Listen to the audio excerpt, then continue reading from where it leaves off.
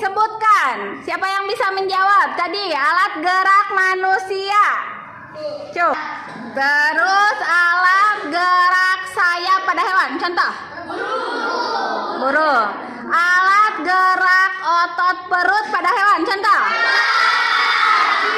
Oke ya, alhamdulillah. Nah, berarti sudah paham kan? Alat gerak manusia, hewan, dan sekarang tumbuhan. Kalau tumbuhan geraknya seperti apa? Subur senangnya. Oh, siap. Tumbuh ya.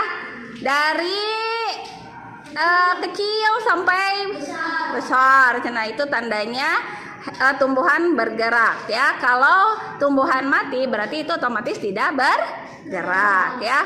Oke, sebelum kita lanjut, kita buat dulu kelompok.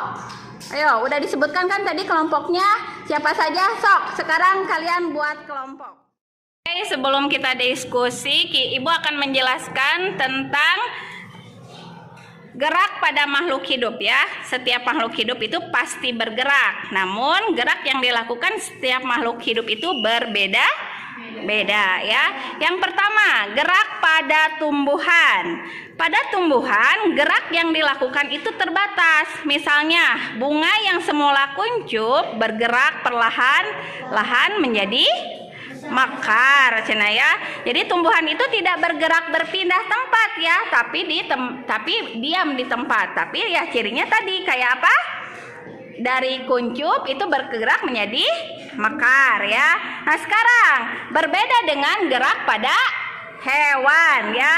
Gerakan hewan itu bisa berpindah tempat. Jadi memiliki kemampuan untuk melakukan dua macam gerakan, yaitu gerak pada salah satu bagian tubuh dan gerak berpindah dari satu tempat ke tempat lainnya. Tadi ya contohnya hewan bergerak dengan kaki, dengan apa lagi?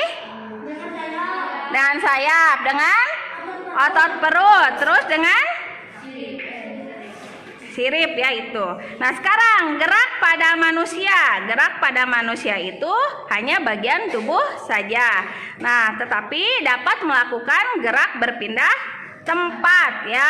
Nah, contoh bisa gerak contohnya mengangguk, menggeleng, atau menggerakkan tangan sewaktu makan, serta gerak pada waktu badan membungkuk dan kembali tegak ya. Itu adalah gerak pada manusia. Nah, sekarang alat gerak pada manusia itu ada berapa tadi? Ada, benar. Nanti beres? Beres ya? Nanti terakhir kita presentasi ya, satu orang ke depan. Beres ya? Nanti terakhir kita presentasi ya, satu orang ke depan.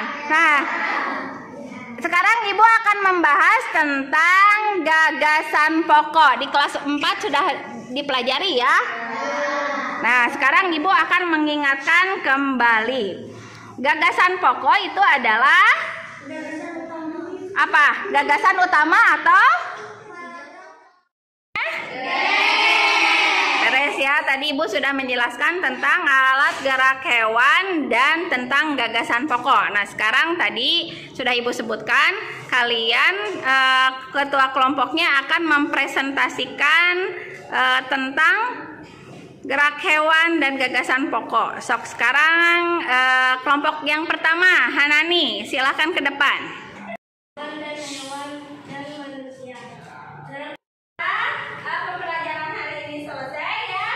Tadi yang presentasi alhamdulillah ya, jadi semua kelompok itu bagus ya. Alhamdulillah kalian hebat. Jadi kita bertepuk tangan untuk semua.